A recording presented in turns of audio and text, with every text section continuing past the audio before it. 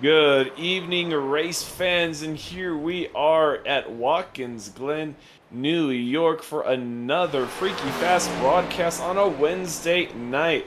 We are back from a little bit of a break last week, had some time off, but this is the Wicked Racing League at Watkins Glen for the Curtis Sign 75 at the Glen, of course. In New York, it is with Carl Pooler here in the booth, Zach Hall, Robert Moyer Jr. in the production. And Zach, we had a week off, and from what I understand, it was kind of a crazy Richmond, but here we are, road course racing, left and right. Good to have you back here, man. Yeah, very good to be back here, Carl, once again, man, for the Wednesday nights here at the Wicked Racing League. And here's some road course racing after they just came off their race that we were unfortunately on our vacation for, so we didn't get to see their race there at Richmond. But we heard it was very definitely wild as Gavin Rogers there was able to take away the victory. And I think the big storyline is coming into tonight. He's won two of the first three races. Can he continue that dominance that we've seen so far? I mean, it's really been impressive to watch what he's done here tonight at Watkins Glen. He's done nothing less but lead those practice times there as we head off into this 5-minute qualifier. Man, this is going to be a good time. Oh, this is going to be really Hold fun up, to hold up, do. hold up, hold up. I see it. I see video.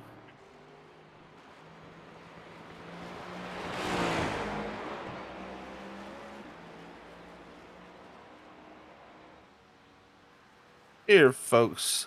If you're having issues out there with the viewing experience of the video, make sure you refresh, reload the video, pop it back up because on our sides it's showing video from our side. So hopefully, if anybody's having issues out there, we can get that fixed up there for you. But sorry about that little bit of confusion here as we get into qualifying and make sure you just refresh that video and see if you can confirm out there that everybody has a visual here so far of our race here tonight. But man, and oh, thank you there. We just got out there in chat. You can see video. So thank you for that update. It's yeah, if you're having issues though, make sure hit that refresh button and see if that'll can fix your issues there for you. But we're sorry for any of that going on. But yeah, qualifying here, Carl. This is gonna be fun here for 5 minutes. Fun indeed, and you hit it on the head earlier. Gavin Rogers winning two of the first three races here for the Wicked Racing League. He is also leading this practice quite dominantly, and it's one thing to be really good at the ovals, and you would expect those oval racers to maybe struggle at these road courses, but that does not seem to be the case for Gavin Rogers. And Zach, how do you prepare for a road course in these cars? There's a lot of adjustments going from an oval to a road course, and with these cars, there's even more new things to handle, more shifting. So how do you make those adjustments? Yeah, this car is a new beast, as they would say, for road course racing when it comes to these stock cars in the Cup Series style racing. So it's definitely changed a lot. We've seen before with the previous generation of Gen 6 Cup Series cars. Those cars were, pretty good road course cars, not built for that, though. These cars very much more in tune with the road courses, very much a car that is, not skewed to one side. It's meant it could go left or right, really just any way you set it up. So we're seeing the effects of that here. Some really fast times are being turned in, but one of the really odd effects of this Gen 7 Cup Series car here that we've seen on the road courses lately here on iRacing.com is we do not get, really any tire fall off. Really, the tires actually get quicker as the run goes on and you burn that fuel off. So we're not going to really see too much fall off here tonight. You may see a few guys fall off maybe due to mental fatigue more than anything, maybe just from having to run those fast laps constantly over and over again without making a mistake. But I do think you'll see a lot of guys running their quickest laps right at the very end of this race, and a lot of the pit stops during our stages here tonight, they will most likely be no tire stops. No tire stops, but all fuel. We have 80% fuel load. That is definitely going to reduce the distance and reduce the laps that these cars can run under green with a single fuel load. And as we are getting ready here, we're ticking off the last couple of seconds. We see the 40 of Ryan Thomas take some laps, doing looks like a 112, not doing too bad for himself. But Gavin Rogers burning it up at the pole so far at a 110.570. John Curtis is going to step up there in that second place. And funny, that's how last week ended at Richmond. Gavin Rogers ended up winning last week with 144 laps led. John Curtis came in second with laps led in 82, but John Curtis had the fastest lap at Richmond, so these guys rising to the top. And there's Alex Coffey, the number 7, getting up there in that third slot. So these guys already putting in laps, and the 3 guys we've been talking about all season long are back at the top. Yeah, definitely showing with those lap times out right now for sure. Is I think Alex Coffey would have wanted a little bit more out of that. It was able to reach down to the 110s there in practice, and to a really low 110. It was about a second off that here in qualifying, and it looks like maybe messed up the first lap and got an off track, which if you get a off track here, folks, that does disqualify the lap. It will not count it. So if you stick any tire in the grass off of one of these sides of these corners here, it will equate in that off track. So you definitely don't want to see that happening there. And it seems like Alex Coffey may have ran into that issue on his first lap. But as the time comes to an end, it looks like Gavin Rogers, after winning 2 in a row races, he's going to start on pole position here tonight, Carl. And pole position important indeed. You know, turn 1 can be chaotic, and those in front tend to be able to avoid a lot of that drama, as it were. And of course, Gavin Rogers taking the pole here at the Glen. John Curtis sitting there in second. Alex Coffey in third. Ryan Thomas with a good lap sitting in fourth, and Stephen Borvell running at the top 5. Adam Buzzio is going to take that 6th spot, while Johnny Shade in 7th. Curtis Young led a little bit last week, sitting there in 8th place. Jimmy Kumanek in 9th, and then Richard Wolsifer in the 56 machine is going to round out the top 10. In the 11th position, it's going to be the 23 of Christian DeRoches. 12th is going to go to Mason Hossman. 13th is going to be Chad Bean in the 9 machine. 14th is going to be Blaine Wilson. 15th is going to go to Nigel Christensen. 16th is going to be Stephen T. Cole. And then in the 17th position, I think it'll actually be our race control Revin there, as 18th will be Mike Thomas. TJ Roberts going to start in 19th, and Jamie Clore going to start in that 20th position, as that's your 20 started cars here tonight for the Wicked Racing. 20 cars, 19 drivers, like you said. 54 Revin going to be probably our race controller. But here we are. Looks like we're going to start at the start-finish line here as we grid up, Zach. And you know, turn 1 is going to be chaotic, and especially lap 1, everyone's bunched up. How do you survive that first right-hand turn downhill into that really sharp right-hander that a lot of people tend to overestimate? Yeah, it's a tough corner, first of all, just due to the nature of the elevation here at Watkins Glen.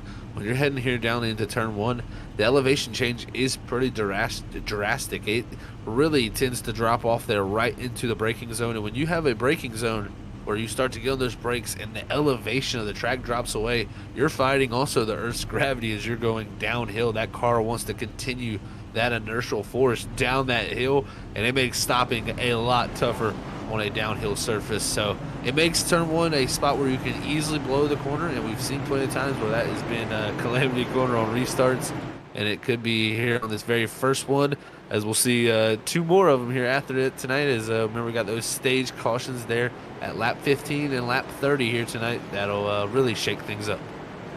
Stage cautions always mix it up, and right now we see them rolling along the track. And we mentioned earlier they're on 80% fuel load. We kind of calculated that is going to be really close to run to the end of stage 2. So anytime they're going to get a chance, they're going to want to save some of that fuel, because track usage is going to be so important here at Watkins Glen, at a road course in general. Being able to control the field, have the clean air, but also stay out of everything behind you. So many people will probably choose to stay out at least for the first stage. Maybe mix it up for the second stage, who knows, for the race run. But with the second stage being longer than the first 2 stages combined, Zach, that's going to leave the window open for quite a lot of strategy. It really will. Those 35 laps to end this race are going to be very, very interesting to see what type of strategy is pulled from some drivers. Do they hit the pit road early, just top it off, no tires? As like I said, the fall off of the tires is not really there. I'm also interested to see, does someone elect to go and change tires during these stage breaks where, you know, it's a free pit stop, no time loss? Might as well maybe change the tires by then. But I think, again, a lot of people are going to elect for a no tire change here tonight just to fuel these cars up. We'll have to see. Watkins Glen, always a place that always just seems to be super dramatic, super fast, super hectic. It's going to be fun to watch these first few laps as these guys get it all figured out. As Gavin Rogers, he's going to be looking to go for 3 in a row here, Carl, and really put his hold on the start of this season here with a great start.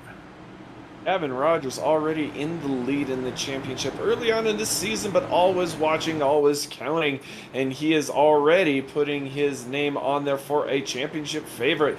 But as we go through the final corner, it looks like the pace car is going to dive onto pit lane. We are ready to go. Green flag is in the hands of the flagman, and the green flag is away. We are away and launching hard through turn 1. We are right here with the Wicked racing into turn 1, and ooh, the 7 machine got really close up to that 17 through the corner, but we are going through without incident, and already we see a little bit of a breakaway. The 40 of Ryan Thomas is taking up the 3rd position away from John Curtis as they go through the S's, and John Curtis in danger of getting passed again by the 21 of Buzzio. Oh, Buzzio going off track. Oh yeah, Adam Buzzio on the 21 there into the grass off the X's of the X's and the S's there as they head down the back straightaway. That could have been disastrous. He luckily makes it through that with minimal scare there for him. But wow, that was definitely a huge moment. But yeah, the driver really lost out a lot of positions there. John Curtis going from 2nd all the way back to 4th here in the initial lap. And you get to see there the new addition there here on iRacing. This is a new scan, one of the newer tracks we've actually got on the iRacing a simulation. So it's really cool to see this new scan as they're getting to use all of the racetrack now, as there's a lot more runoff and a lot more area for these stock cars to run wide.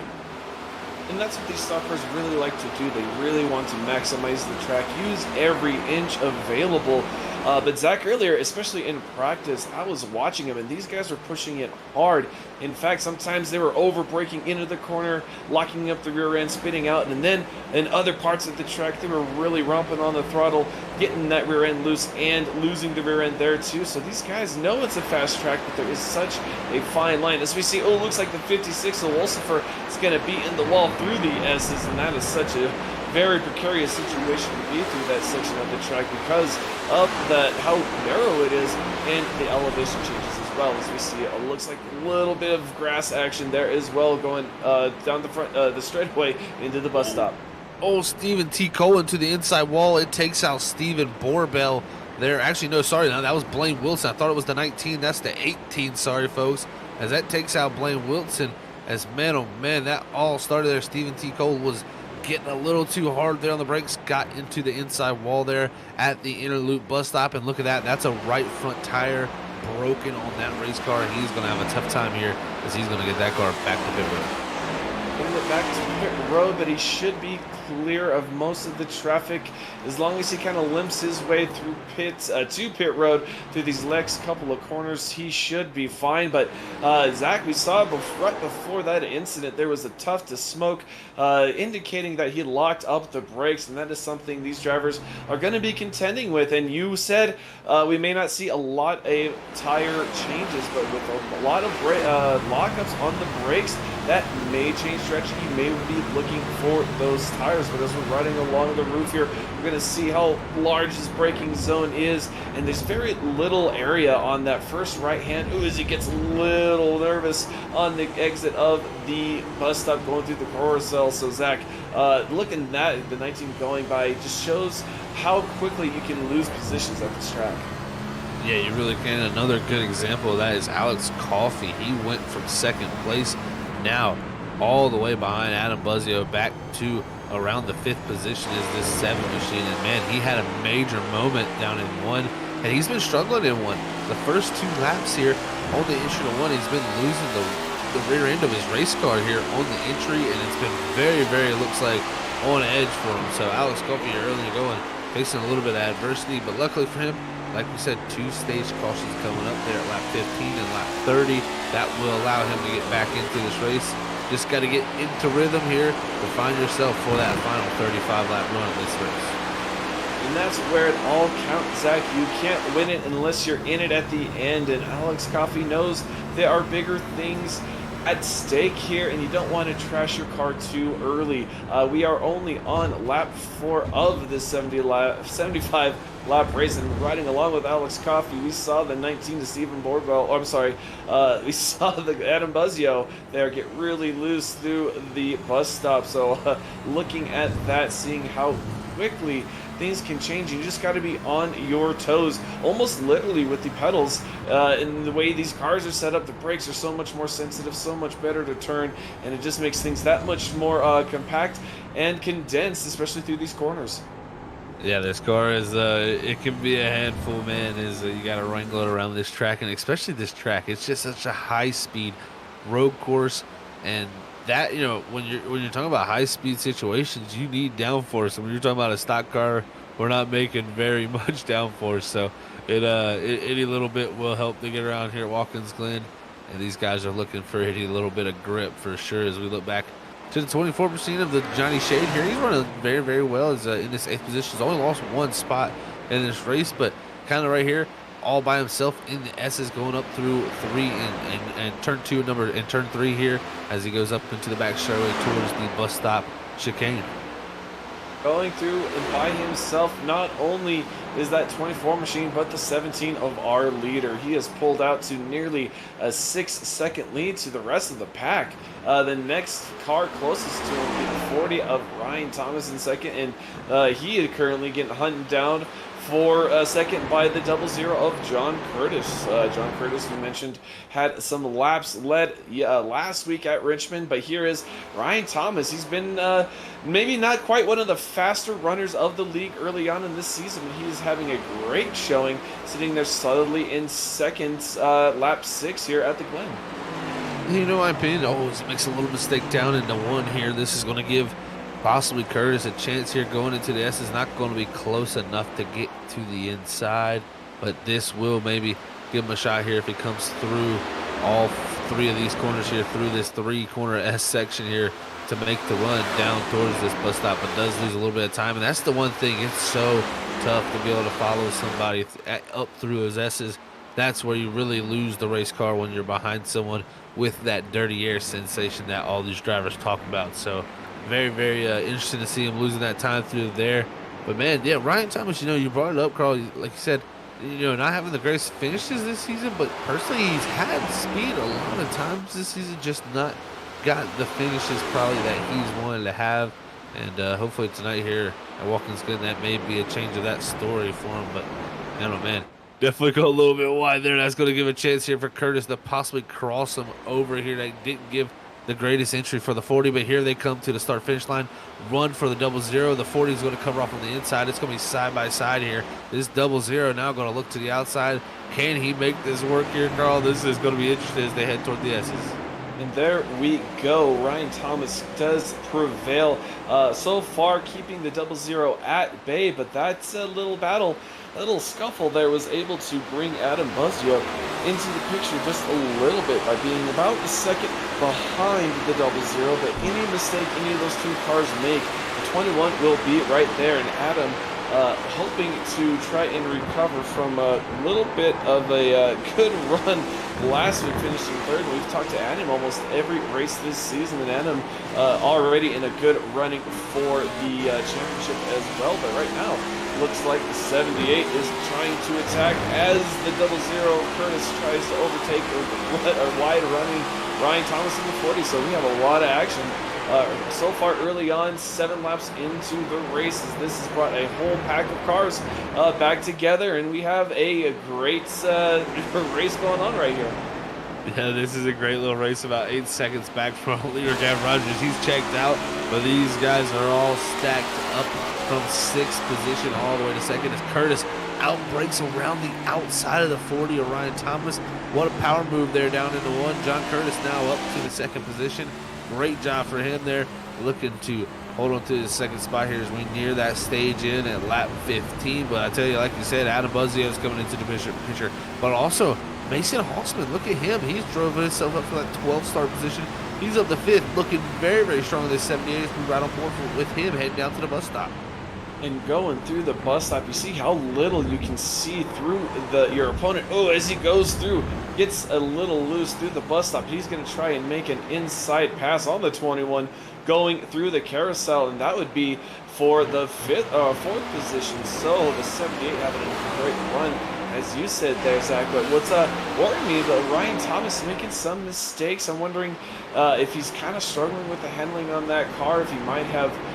we mentioned maybe tire wear not being such a factor today, but maybe maybe burned off his stuff a little early as the 78 gets around the 21 of Adam Buzzio. So Mason Hausman with a great run here at a road course. So road course racing bringing in some ringers that we might not have expected before the race here, Zach. Yeah, it definitely brings out some drivers that you didn't expect to run in the positions they possibly could have. Is off the corner there, a little bit loose for Nigel Christensen there in this 12th position. He was just behind Jamie Plord as he was trying to make up time on him. Just a little mistake there, and almost going to blow turn 1 also there and go a little bit wide. But this track, man, definitely using every bit of the track there is the 20 machine as he's trying to hold on to that car. So yeah, it can be a handful here at Watkins Glen, but you got to be able to master it. And you talked about the tire wear, and we said it's not too big of an issue, but like you said, Carl, the lockups, those are a huge issue. If you lock up continuously lap after lap, you are going to take a lot of wear out of that tire. Running around this track normally doesn't really take too much wear and speed out of the tire, but the locking up will lead to a definite loss in grip. So you definitely don't want to see too much tire smoke coming from your tires in the entries of these corners. Definitely not, and all those lockups only slow you down, making that gap to the car in front of you that much bigger. But the gap right now for the lead is exceeding 11 seconds through some of the fastest parts of the track. And right now the 17 looking to put the 1 car of Mike Thomas a lap down. So here early on in the running, 10 laps into the first stage, Michael Thomas is going to go a lap down. But if he stays the highest car a lap down, he should get that lucky dog at stage, which will be at lap 15. So there is a little bit of hope, but the 9 car will be the next car on that list that the 17 will pass. But there's a decent gap to the 9 car, so the 17 has quite a bit of ground to gain if he's going to lap that 9 machine of Chad Bean. Yeah, definitely still some good amount of time to be gained there before the lap down of those race cars. So we'll see when that does happen here. If it does come into this point here, is Chad Bean, like you said, is the next one on that list. As he's going up through the S's, our leader Gavin Rogers there, he was coming out of 1. So definitely gotta hope that you can hold on to that lead lap here, or at least be the lucky dog, like you said, when we get to that lap 15 caution here. But looking at the 38, Jamie Plord, he's made his way from 20th all the way up to 10th. So great drive for him here, making his way up to his 10th spot. And a great drive towards the front 3rd position. The 40 of Ryan Thomas is under attack by the 78, Mason Hausman, and then Alex Coffey behind him, just past the 21 of Adam Buzzio for 5th position. So a little bit of fluctuation in position for Adam Buzzio, but the 78 burning up the bumper of the 40 as we look at the 21, Adam Buzzio going through the bus stop, getting off those rumble strips, which can be really risky, but these guys are running it wide, and there it is, Ryan Thomas and Mason Hausman down that straightaway before the high-speed left-hander here, and this is where Ryan Thomas has been having issues. Saw him run wide earlier, but he was able to stick it to the bottom here, and the 78 gets a great jump, great brake zone there, and he is going to be on the bumper. So the 78 having a great run, looking to maybe make that move into turn 1, as he doesn't look quite like he's going to make that move. But we have the 1 of Mike Thomas on the inside lane, kind of causes some confusion. And for a road course, you wouldn't expect a lot of lap traffic, but right now causing issues later in this stage. Yeah, lap traffic definitely becoming a factor here already, and whew, guys getting close to that wall there as Thomas is trying to hold on to this third spot here before this stage ends. And right now, looking at lap time wise, I mean it's so close. Everybody really in this top 7 to 8 is running 111s. So it's a very close times. Gavin Rogers still running the quickest times at a low 111. But you got guys like Alex Coffey who's almost matching that right there in about the 5th position. So, and even Hausman too. So it's very impressive to see these guys continuing to throw down these lap times. Again, like we said, not too much fall off. But again, it just takes a lot of mental fatigue and just constantly pushing every single lap to go faster. Pushing every lap, and with these 5 gears, we mentioned fuel saving earlier, maybe trying to make it the first 2 stages without pitting. Zach, with the 5 gears, do you think that makes gas saving, fuel saving a little easier or a little more difficult, since those gear ranges are so much more closer together? I would say I don't necessarily think the gears too much are going to affect the overall performance of saving fuel, because mostly here on iRacing, the service, you mostly save fuel from being off throttle. That is really one of the big keys to being out of burning a lot of fuel. With lifting and coasting is the method here that a lot of guys use on the road course side of things. And what they mean by that is, we watch this battle here and see as Coffee goes around the outside there.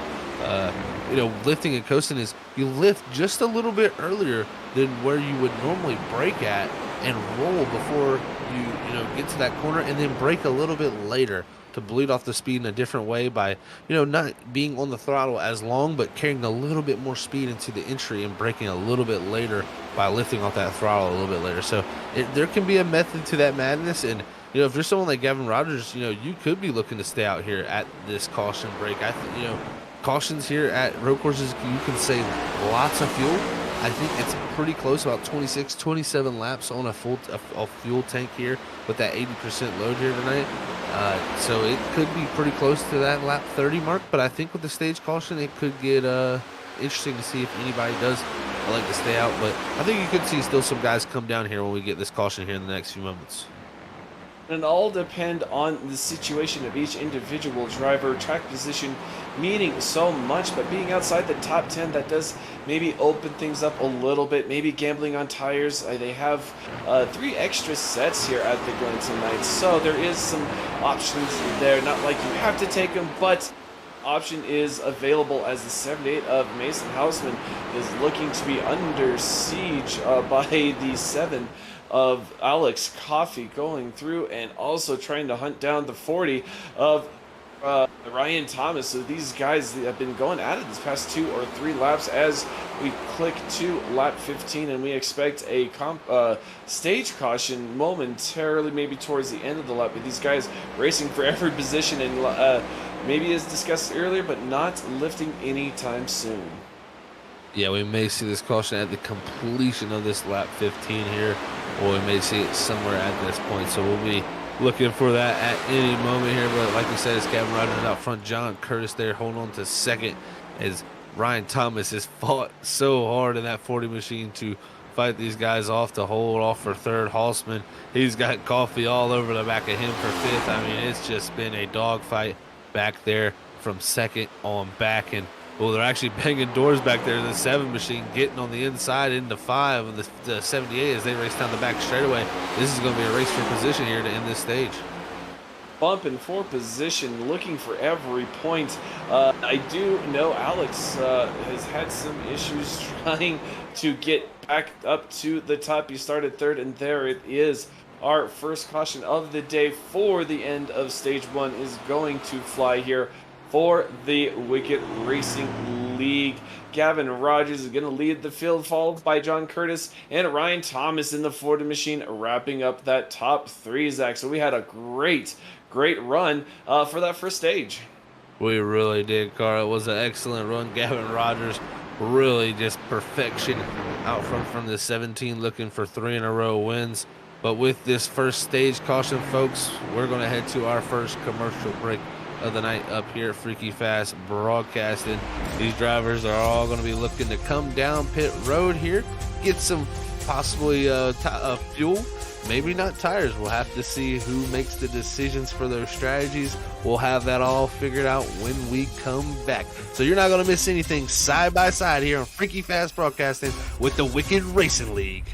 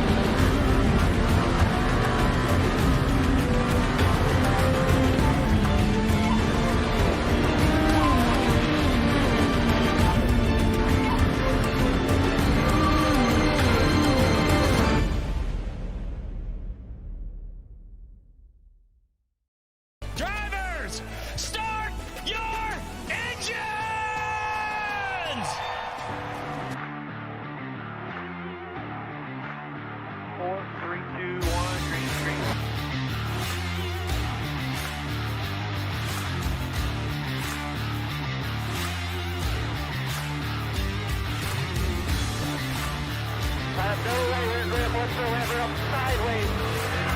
Sideways everywhere. Come on, man. Do what you can.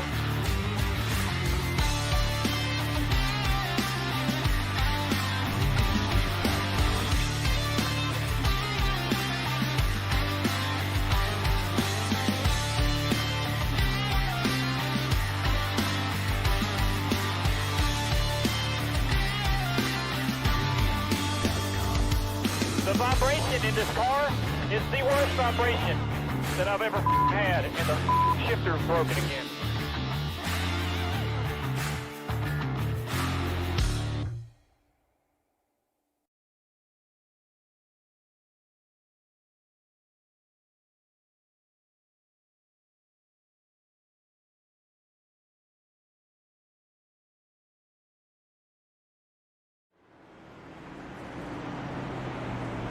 Welcome back, race fans. We have just concluded stage 1 for the Wicked Racing League at Watkins Glen, New York. First road course of the season here for these guys on Wednesday nights, and we have just seen everyone take their service. And Zach, much to our surprise, everyone took 4 tires and fuel. So a little interesting, in my opinion, to see some of, especially some of the cars back in outside the top 10, try and maybe gamble a little bit and get that track position. Yeah, this kind of threw me for a loop. I was expecting no tire changes here from a lot of guys, but they elected. They said, you know, this is a stage break. You have a caution here, so no reason not to take tires they felt. And you know that can be a good thing. And you know, there was, looking here at the lap times, there was a slight bit of fall off there for Gavin Rogers as that run went on. I mean, he started dropping to the 111s there, low 111s, but you know, I still feel that the older tires just seem to be the way to go with this build at the moment here on iRacing with these next gen cars. I'm surprised we didn't see any takers with it, but I think we may see that during the green flag portion of this race. You know, we get that 35 lap stage there to end this race. That right there, I think, could be the point where if you're looking to pull some strategy under green flag stops, just take some fuel.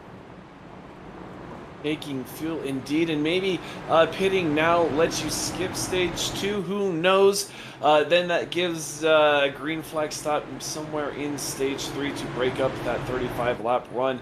We know it's roughly 25-30 laps, at least we're guesstimating, for the run. So you could do it, but it would be interesting to see who would do it and who could do it as we get all gridded up here again for these guys all up front going down into turn 7. And Zach, we've seen quite a bit of lockouts, quite a bit of off tracks, maybe one incident through the bus stop, but I'm hearing that might have been a little bit technical difficulty. So really nothing much to speak of, but great racing nonetheless. But we are getting ready to go here back green flag racing as we go through turn 8 for the final time under caution. We're going to see that pace car. He's going to take a hard right turn down the pit lane, and the green flag is waving in the air. Gavin Rogers in that 17 Ford is going to launch like a rocket down into turn 1, getting that preferred line, and following him inside is that 40 of Ryan Thomas. Ryan Thomas qualified 4th, worked his way up to 3rd, fought it off, and now he's finding himself in 2nd with, getting loose through the S's. That's he's really wrecking. close. He's wrecking in front of the field for 2nd place, and these guys are going to funnel in behind him. Some people are going to bounce off the wall, but we're going to stay green flag racing at the Glen as the 40 gets it collected. So as in a blink of an eye, the 40 is going to give up that 2nd place position, and John Curtis is going to take it. And these guys all bunched up, but trying to avoid that 40 machine. And Zach, that is quite possibly one of the worst times to get sideways, and Curtis is going to go around entering the carousel. So our top 2 and 3 contenders having issues early on in the run. Man, oh man, coming here to strike as John Curtis here makes a mistake in the bus stop there, gets in the grass, makes that car get a little bit unstable, hits the inside wall, and surprisingly for him, I saw the left front was broken. It seems like it fixed itself almost, so he got kind of lucky there as that car stays rolling. But man, oh man, 2 of our top contenders right out of it there, straight off the bat. This has opened up the door for Alex Coffey and Mason Hossman here in this 2nd stage, along with Adam Buzzio. But also what that did is it really spread out. At least the front 5 cars of the field The 17 already with the commanding lead. The 7 of Coffee, followed by the 78 Houseman Adam Buzzio with a couple of second gap to him. But behind him, Christian DeRoches had an issue, didn't qualify quite as well, started 11th and 5th right now, and he is being trailed and tracked down by the 38 Jamie Plord. Jamie Plord started dead last at this race right now. He is making a move to the inside through the carousel down the straightaway into turn 7, but looks like the 23 is going to maintain the spot for now as they go down the straightaway, and the 38 is going to sit in his tracks, and you see there behind him the 94 Curtis Young's 23 gets around, and he's going to lock it down on that strip. Oh, and he gets tagged, T-boned by the 40, just nowhere for Ryan Thomas to go. Oh no, it looks like these guys are going to try and stay green for now, but unfortunate issues for our front runners early on in the stage. Oh no, is indeed as Christian DeRoche is losing the rear end there, under braking, trying to get a little bit more out of that race car. And man, he breaks the left rear with that incident, and he's going to have a tough time getting back to pit road. That's hard to do when you don't have any power going to the left rear tire, only that right rear tire. It really is tough on that drivetrain. So let's see if he can get that car back going there. Ryan Thomas, he's had his car pulling down here to pit lane. He's got a broken right front. They're both of these guys going to have to look to use their fast repairs here, Carl. And this is early in the second stage. We've only done 7 laps. We're only halfway through this second stage, but there's a lot of racing to go. We still have over 50 laps, but that really shook up our top, I guess, between 5th and back on to 8th position. 38 of Jamie Plord surviving the 94 behind him of Curtis Young, and then Nigel Christensen in the 20. So all that those incidents have given these guys an opportunity to run up front, but they have quite the gap to first place, at least 10 seconds, and as ever growing now to 11 seconds to chase down that leader, the 17 rocket machine of Gavin Rogers. Yeah, and that 17, he made the pass on Ryan Thomas as he came out of pit road. That puts Thomas a lap down along with the Roaches. And I tell you what, the other issue for Ryan Thomas, he gets an unsafe pit exit here. He crossed over the yellow line on the exit of pit road, and it just continues to pile up for this 40 machine as he's going to have a black flag having to come back down. And along with Christian DeRoche, it looks like he may have sped coming down the pit road, or maybe some type of entry violation as he's got a black flag. So both those cars involved in that incident, both going to have to come back down the pit road even though they've got their cars fixed now. That is extremely unfortunate. Issues, compounding issues. And Zach, that makes me ask a question that brings me to a point here with pit road. It is on the right side. We're not used to that here in NASCAR circuits. We're used to it being on the left side, used to it approaching a different way. But even on the exits, you're still exiting on the same side, staying down below. How challenging is this pit road, especially we talked earlier, preparing for a road course, especially now that the pit road is on the opposite side? Yeah, and I think it was all compounded. You know, mistakes are usually things that get made by things that are causing them. You know, there's got to be some catalyst to a mistake usually. And what I think was really the leading factor to that incident there, that Ryan Thomas, you know, making a mistake on the exit pit road, crossing that line, is he saw Gavin Rogers, that 17, go by, and he said, man, that is me going a lap down here. That's going to trap me here possibly for this stage. Don't need that to happen. I think he was trying to get out, make sure he was able to keep up with Rogers and hope Rogers didn't put someone else a lap down in this stage here to take that lucky dog chance away from him. So maybe he was trying to get a little too much. Now that comes back to bite him, as he's going to be well behind now in this 40 machine as he's still sitting on pit road serving that penalty.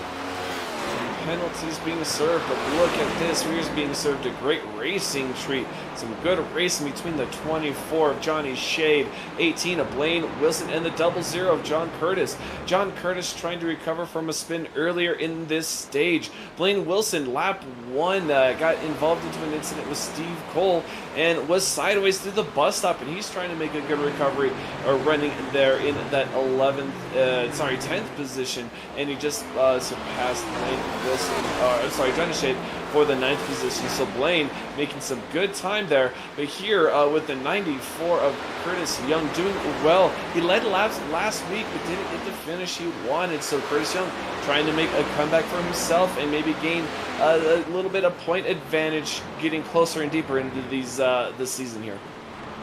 Yeah, no doubt. It's Curtis Young looking good right now. He's had a good week at Richmond. Now looking to do good here is even Christensen there in the 20. He's rebounded well from that first stage. Had some trouble in that first stage. Now up to the 7th spot for that 20 machine. So a lot of guys, really making up positions for guys making mistakes. And that is the one thing when you come to a road course, Carl. You can be quick, you can be faster than your competition, but if you don't keep your car on track and out of calamity or penalty wise, you're not going to be in a good position. These road course races, it's hard to come back from a mistake just due to the lack of cautions.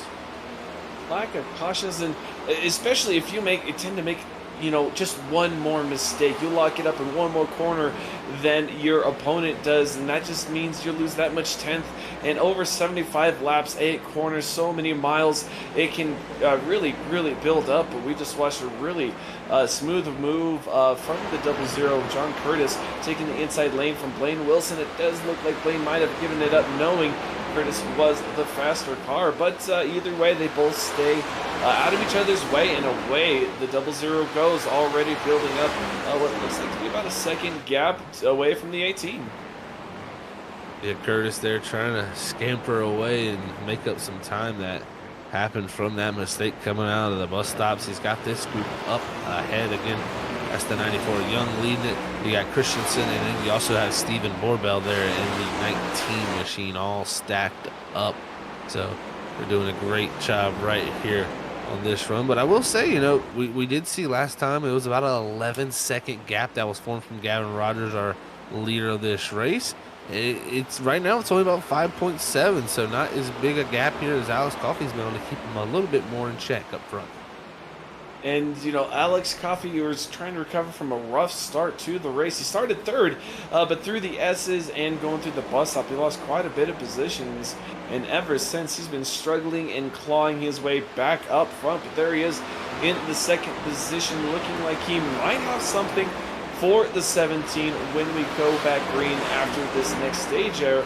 That'll be at lap 30, so we are a couple of laps away from that stage break, and I bet you, my bottom dollar, Alex Coffey is going to really try and press the issue to the 17. But as we're looking along this battle, these guys are getting closer and closer together. The 20 can't quite keep it down on the carousel. The 19 of Borbell trying to make a run there, but these guys running really close together in all 4 points. This is for 6th position roughly, so the 6th, 7th, and 8th running right here as they go through turn 7 and into turn 8. But Zach, these guys running a bit much more confident than they were in the first stage, and that's just probably the car's broken and these guys are ready to roll. Now they know what the track is doing. The track is cooling now.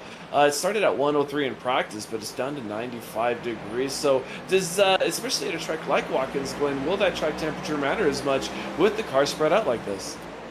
With the cars spread out, it's not going to have too much of a factor, but I will say it will build grip. This track will gain time. It will get a little bit quicker and a little bit more grippy as those temperatures tend to trickle down. So we'll see all night how that factors into lap times.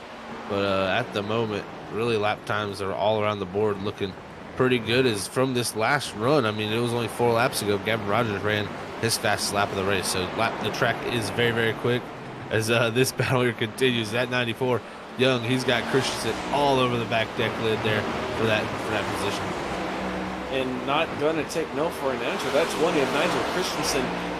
Definitely battling back. A couple of weeks ago, he was dealing with the sickness. Couldn't complete the race, so he took kind of a points hit. But right now, in a really good position to maybe make a bounce back and make a dent back into that points race. But right here, with the fighting of these three, that has brought the 00 of John Curtis into the picture with an incident earlier on in this stage, but already recovering. Ooh, there's a little bit of a rub from the 20 into the 94, and that's going to fan these guys out. The 00 is going to take the outside, but here we go, side by side through the S's And Zach, these S's are so very tough to handle. Left, right, left, elevation change, everything in the car is moving, and we know when these stock cars get moving, there's very little in the way of stopping them, and that just makes those S's that much more treacherous, especially when you're going side by side like that. Yeah, side by side does not usually equate to good things, but those two make it through. Stephen Borbell and John Curtis, excellent driving in the racing between those drivers for that 9th and 8th position. As like you said, Christensen still hounding Curtis Young in that 94 machine for that 6th spot. But you look up to Buzzio in this 4th position. He's got a little bit of a gap behind him and a little bit of, or a decent gap behind him and a decent gap for him. So Buzzio kind of in no man's land here in this 4th position as we go on the final lap of this stage. And here we are at lap 30, trying to just get to the end of the stage, the 17, Gavin Rogers. Not quite the gap we saw at stage 1, about 6.5 seconds. But Mason Houseman running some really good times in the fast. Top 3 times right now, the last couple of laps have been run by the top 3 cars, and that's actually really impressive considering Mason Houseman. We have mentioned his name, sprinkled his name past 2 weeks we have broadcasted. But here he is in the top 3 position, running a really good race for himself.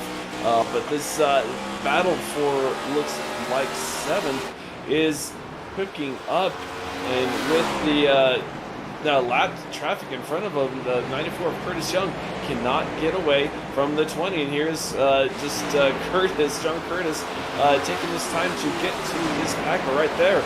There it is, completion of lap 30. Zach, here we are, end of stage 2. Gavin Rogers just looking like this is a regular Sunday drive for him.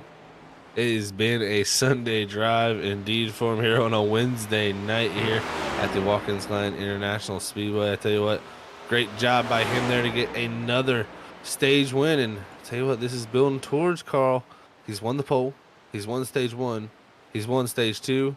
If he wins the race tonight, he could be our first driver to pull off the Freaky Fast Grand Slam in a long, long time. So you're definitely not going to want to miss out on that, folks. We're going to head to another quick commercial break up here while these guys all go down pit road once more again, get their service done as they're looking for their setup for this final 35-lap run down to this 75-lap race here tonight at Watkins Glen. Thank you all for tuning in. It's been a pleasure to call. You're not going to want to miss anything, so stay with us. We'll be right back with the Wicked Racing League.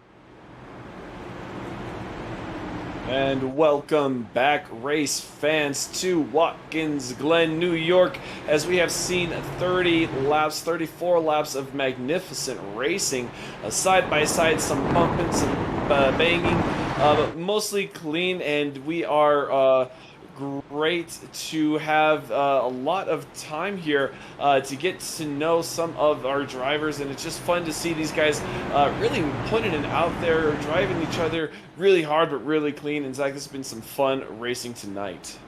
That it has, man. The Curtis Signs Incorporated 75 at the Glen. It's been fantastic so far. Great racing. And guess what? We got some good strategy now. Mason Hossman for this restart here, Carl. No tires, only fuel. He's going to have the lead. Let's see what works out for that 78. And we are going to see it right now. That pace car going to make a hard right turn to pit lane. And there it is. We see Barney with the flag, and he is waving it, letting that 78 know he can go. But here we are, the 17 with a great restart. Oh, looks like 7 is going to get into the 17. 21 of Adam Buddies is going to get into the leader. They stay 3 wide, but that is going to leave the door open, wide open for the 7 of Alex Coffey to take the lead. And that's going to be definitely something interesting to look at. This is the 94. Curtis Young is going to bounce off the walls through the S's. So already calamity corner through the S's again to start this stage, Zach. Gavin Rogers is going to have to rebound here, Carl. He's going to have to put the drive of a lifetime here together in these last 30 laps of this race. When they come by, it will be 30 to go to 17. Really hard position. Oh, there's major wrecks there coming out of the bus stop. The 38 floored into the wall. Looks like the night, is that the 19 there? Borbell, yes it is. Stephen Borbell into the wall. Also some good runs going for those guys. Now having a little bit of mistakes, as this has shook everything up with Coffey out front and Hossman in the second position. Hossman in the second position after restarting first. Gavin Rogers is the most dominant car of the night, getting spun into turn 1, and drama unfolds at the Wicked Racing League. And that is lap 1 completed of this third stage. And they are going to be, Zach, right on the edge for that fuel window. And that's going to make fuel strategy very, very interesting, knowing there may be another stop coming, possibly for the 17 of Gavin Rogers, maybe making strategy a play to get back up front. But that incident has dropped him from first to that 9th position, and also wonder what kind of damage he may have and how that will affect him. That's going to be interesting, seeing the 17 have to drive through traffic tonight. This is nothing that I expected, but it's easy to say. You can never expect anything here at the Glen. Oh, and the 20 of Christensen spun around there after the bus stop. The bus stop has been calamity corner here after this restart. As there goes the 17 by the 24, Johnny Shade. He's making up time here quickly, and he's going to have to do it. He was 7.5 seconds back from leader Alex Coffey. We've seen it was about a 7-second gap at the end of that stage right there, and that wasn't that long of a run. So if Gavin Rogers can put it together, he should be able to make this time up. The question is, though, like you said, going through traffic, it's going to be tougher. It's not going to be easy. But can he utilize strategy to make that work out? Maybe give himself a little clearer track? We'll have to see. But the window will possibly open up for those pit stops here in the next few laps. As we've seen, you can go about 25 laps, it seems, on fuel. At least I've seen somebody do that in practice. So at 25 to go, at that lap 40 mark, we could see some people look to come top these tanks off and maybe even not take tires. We saw Mason Hausman not take tires, and that might have influenced that restart. He didn't get quite the clean restart I think he wanted. Never got clear of the 17 to his left side, and I wonder if that might have played a role into his braking. But man, the 7 machine couldn't quite get it wound up in time and gave that 17 just a little bit of a bump. But right now the 78 and the 7 machine are trying to duke it out. 78 and Mason Hausman had a faster lap last lap. How will they fare this lap, being about about half a second behind the 7? And yeah, that last lap is going to go to Coffey. So Alex Coffey having the fastest lap that time. So these two swapping fast laps back and forth. This is the closest the battle for the lead, though, has been all night, Zach. That it has been. And, you know, Rogers back there, he's running even a quicker lap than them, a 1:10.3, and he gets past Blaine Wilson there to take the 6th position as they go through the S's as these guys come on the back straightaway. 7.8 seconds though. It hasn't really game time on these front group, but yeah, Hausman showing older tires. They may be the way to go. Is Coffee, man. He is flirting with disaster through the S's, as we've seen a few guys have those mistakes there. John Curtis included in the 00, and then a couple guys in this latest restart. It's been kind of a disaster there, but Hausman here could be looking to put himself in position to win this race. Hausman looking good, kind of looks like he's maintaining that gap, at least for now. Seeing the 7 get a little squirrely in some of these corners, and it does look like it seems to be under corner entry, so I'm wondering if that brake bias is set maybe a little too low for him. And that's one of those adjustments like you can make in the car, but how much is too much? When do you feel that you shouldn't tune it out like that? Maybe put some more brake into the front. How do you determine that balance throughout the race? Yeah, it's such a touchy situation, and you want a lot of front turn, and when you get front turn, you want a lot of rear brake. It really helps these cars rotate when you have less braking power in the front force going into that rim and that tire. It doesn't want to turn. It really just wants to be in a straight line. So when you have that rear tires being the tires that are doing most of the force, it's causing the car to want to over rotate, as we would say, and really make the nose very pointy and make it where you turn that wheel it should go. And so we as drivers will take it to a very far extent, and you can get out of that realm where you can push it too far, overheat those rear tires, and you could just be really loose into the edges of corners. And we've seen Coffee, that's been kind of a struggle tonight in the 7, is he's been very loose into 1 and into the final corners. So he's got to be careful with the brake bias, but it does really help the rotation of that nose for helping that car make speed and turn. Make speed indeed, and here we are, battle for the lead. Mason Hausman is on the bumper of Alex Coffey. Very little a gap there, and even through the S's, turn 1 there, bumper to bumper. 7 getting a little wide through there, and really close to the wall. The 78 pushing really hard, trying to get to the left side of the 7, and they're going to have a drag race down this straightaway into the bus stop, as you called it, Calamity Quarter, but looks like we're going to go through without too many collisions. But right there, you see the 7 is a little bit better through the bus stop. The 78 losing a little bit of time through that section of track. So this just goes to prove how ebb and flow this track is. Definitely a balance between which corners you know you're good at and which you're not, and just trying to find that balance throughout the race, Zach, and definitely not easy for these guys, especially with trying to think of pit strategy on the fly as well. Yeah, definitely. You gotta have that pitch strategy brain. Definitely thinking up quickly. Is the 78? I think he's touched the wall a couple times on the exit there, that final corner. So he's definitely been testing the limits there. Is kind of tested even the limits going down the 1. Has almost lost the rear, but 78 was super close. Now lost a little bit of ground to Coffee. As these times they're turning are very quick. As Gavin Rogers 8.5 seconds back, so he's lost time in all of this, even though going about a 3/10 quicker this last lap than our leaders. He still lost time in the grand scheme of things by having to go through traffic. This is going to be a tough time for the 17 if he wants to get back to this lead here in the closing laps of this race. As we check it out, Curtis Young, he's got pressure here for 6. As Blaine Wilson, he's charging up to the back bumper.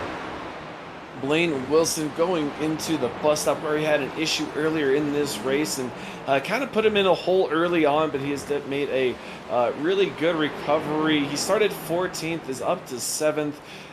Trying to hunt down that 94 of Curtis Young. And Blaine Wilson is one of those drivers we've been talking about. He has those flashes of, having the spark, having the speed, and then something happens. He gets into it. Maybe today he can change that around, getting through that incident earlier on, sticking his nose to the grindstone, and here he is with a 7th position at the moment, hunting down that 6th, and that is a great run by the 18, and he looks to take at least getting a little bit closer to the 94. But ladies and gentlemen, if you want to try this action for yourself, you have got to go to Advanced Sim Racing, one of our great sponsors here. As we see the 18 go by, Advanced Sim Racing were founded in 2020, and they are the fastest growing North American racing simulation chassis manufacturer and digital motorsport equipment retailer.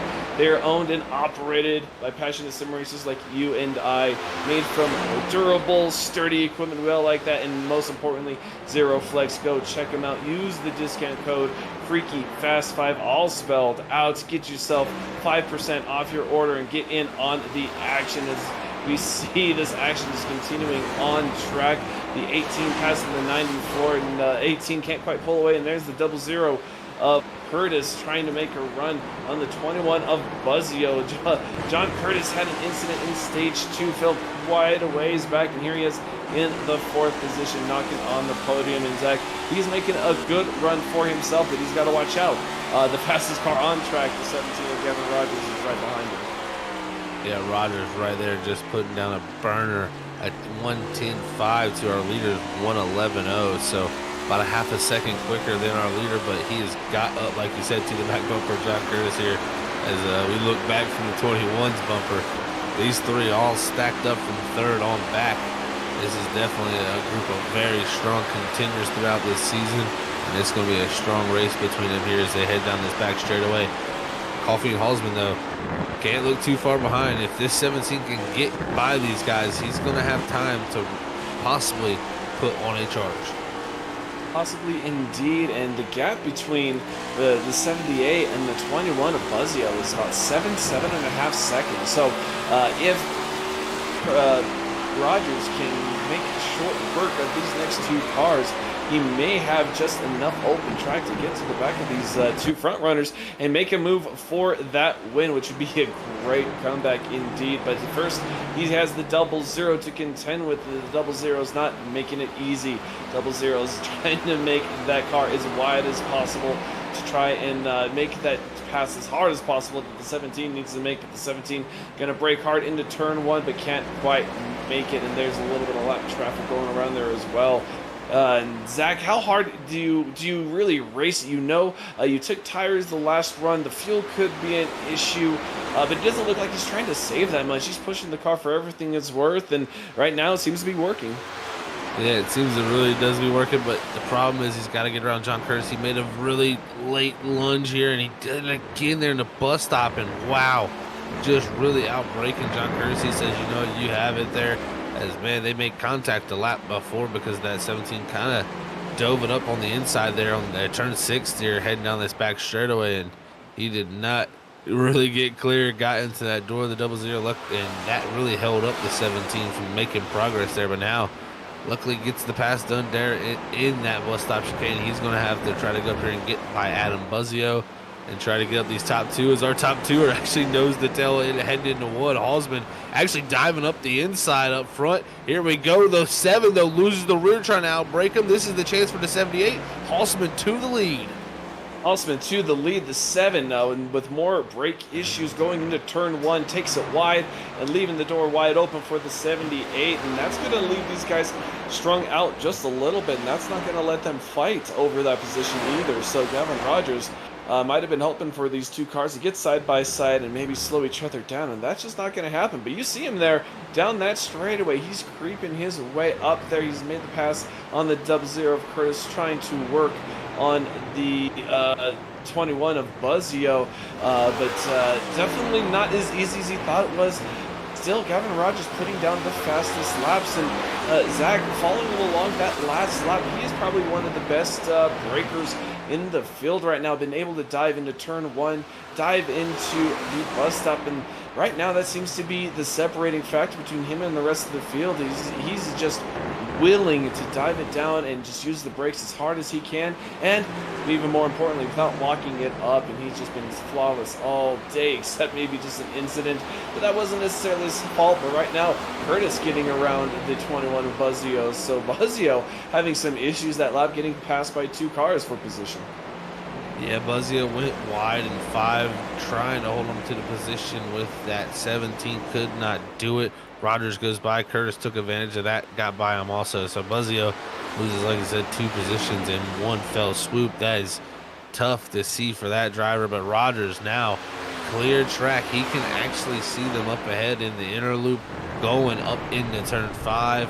And I tell you, the 17 will have to watch the timing and scoring here because he is going to be on a mission here with some of this clean track.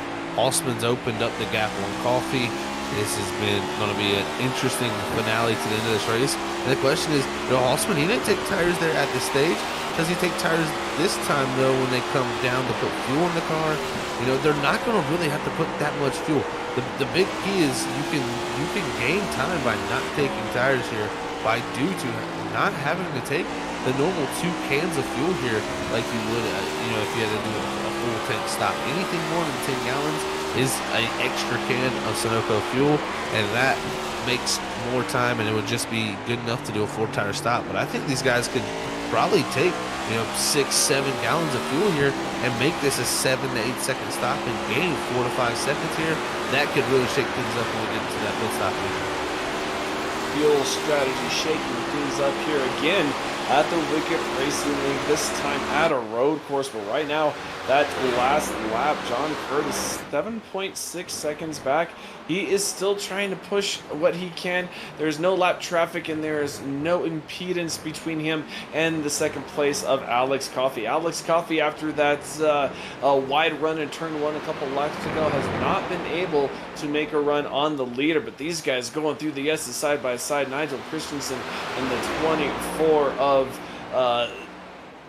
Johnny Shade, really fighting through the S's into the bus stop, which is a really dangerous situation. But looks like they're going to go through without incident. The 24, going to lose it just a little bit going into the grass.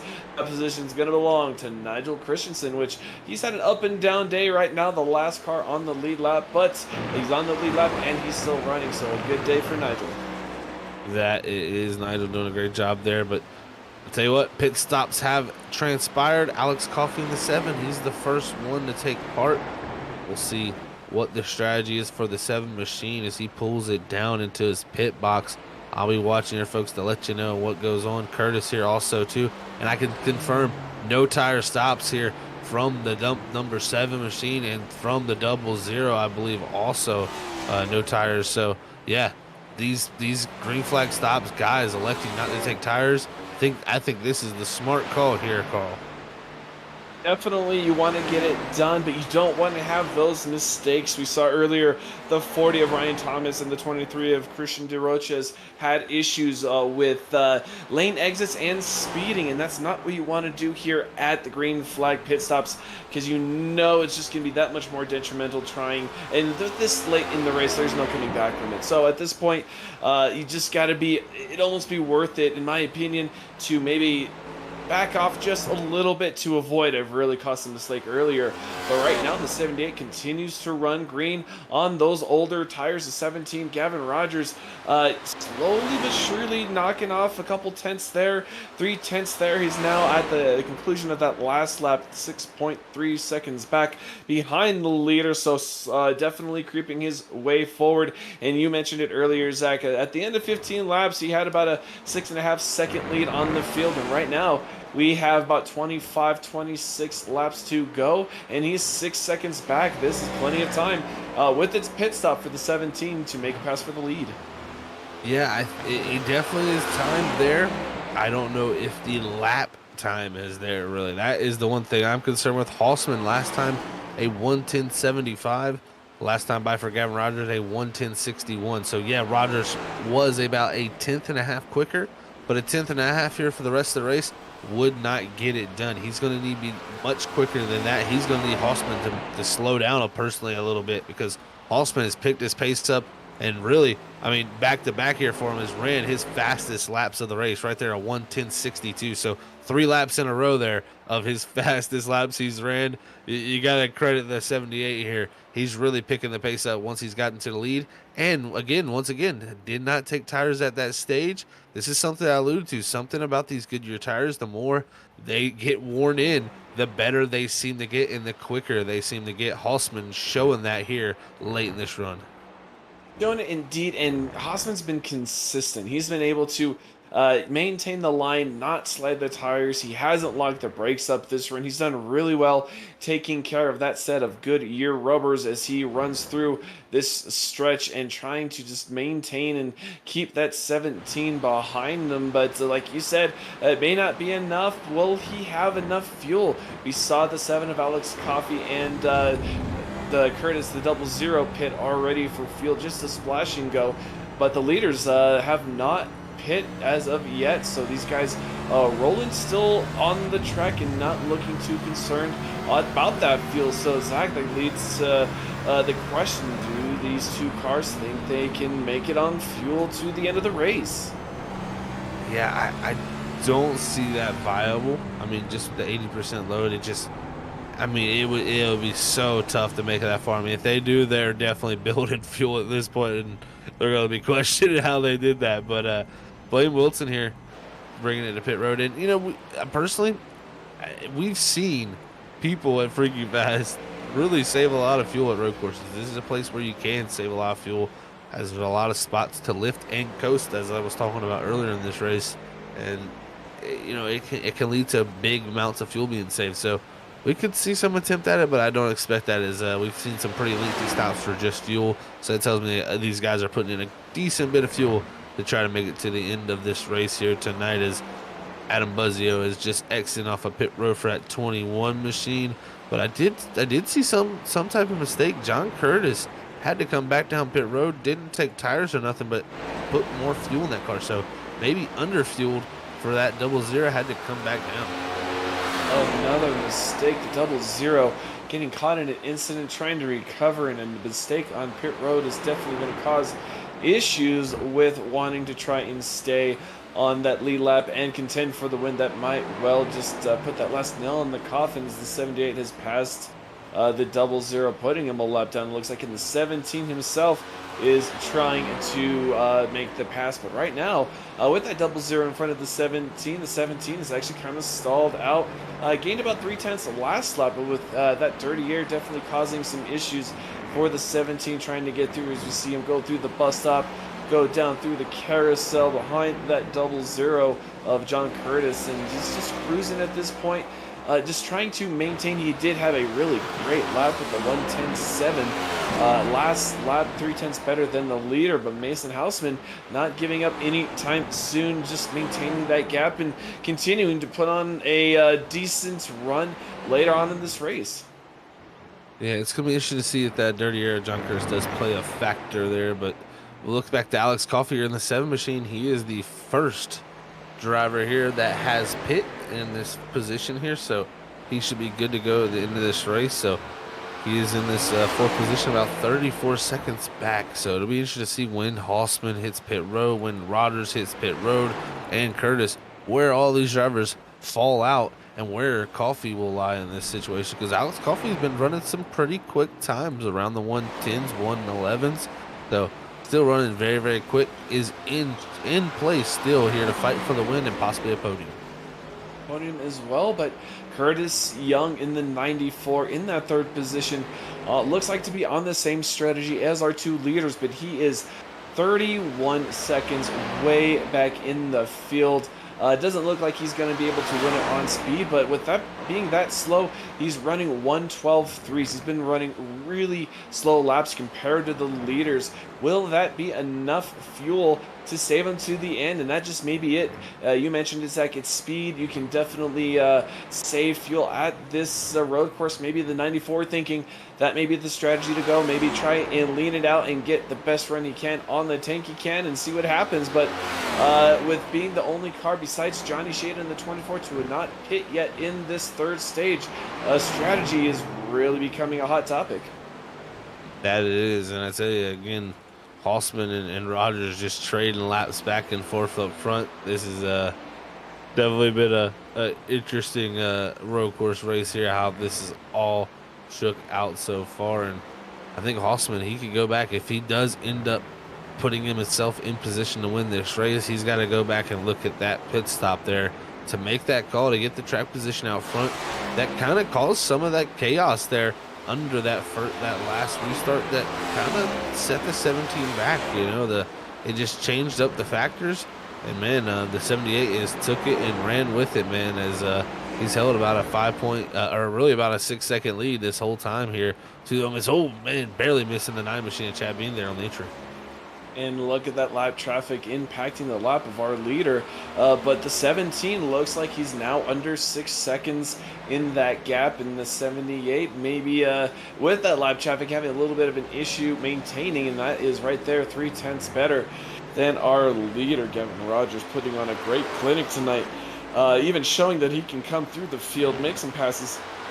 And he was down there quite a ways, down to 9th position. Here he is back up into 2nd, starting on the pole and not quite over it. He still has the 9 machine of Chad Bean to pass. But right now looks like the 17 has passed Chad Bean with the 56 of Wolsifer as well, having to make it pass through the bus stop. And there's only 3 cars on the lead lap. That's the 78 Mason Houseman, Gavin Rogers, Curtis Young, and the 7 of Alex Coffey. Right now, the top 3 cars haven't pit, and fuel strategy seems to be in question. And there is the 21, Adam Buzzio.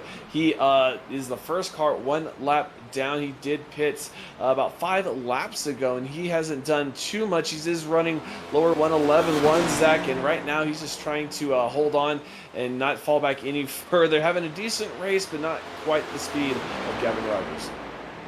Yeah, not able to hold on to that, but man, still having a great run. And when this all cycles through, I think he's still in position for about a 3rd place finish, or maybe in a top 5. There's see Johnny Shade in the 24 directly behind him on that straightaway there for that 6th position. Is he goes up here. There was actually a little bit of smoke because Shade looks like he made a mistake, but I'm not sure if someone up ahead of Buzzio made a mistake, because there was definitely some calamity up ahead with some smoke up in some tire tracks off the course. And it's the one thing you don't want to see in front of you. Everyone's spread out.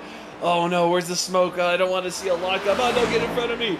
That is always some of the craziest things to see. We've seen some crazy wrecks here at Watkins Glen with how fast it is, and just being able to maintain your own run and do your own race is kind of a blessing in disguise, as it were. Doesn't matter where you are on the track, being able to keep a good eye in front and not get caught up. But looking at the last lap, our 17 second place car lost about a 0.5 second to the 78, so the 17 starting to struggle a little bit here in the traffic, but the 78 is having issues of his own, trying to pass the 18 of Blaine Wilson himself. And Zach, how do you handle lap traffic differently on a road course versus an oval? We know there's different etiquettes, especially just being a lap car down, but at a road course, you're turning left, turning right. How do you handle that traffic? Yeah, it is tough. Lap traffic, you kind of really just want them to be predictable at a road course. You don't want to be erratic. You want to be able to, really let that lead driver, really make that position on you, because if they're quicker, they will get around you. So that's the way I look at it as a driver. Nobody's really got to pull over and just let you by. It's more of, the job of the faster driver to get by, but also it's the job of the driver that's getting lapped to not be erratic. You can't be all over the place. You got to kind of decide what line you're gonna run, and you stick to that line. And from there, that driver behind you will have to make the decision on the way to go around. So Hausman's gonna have to decide that when he does get up to Wilson.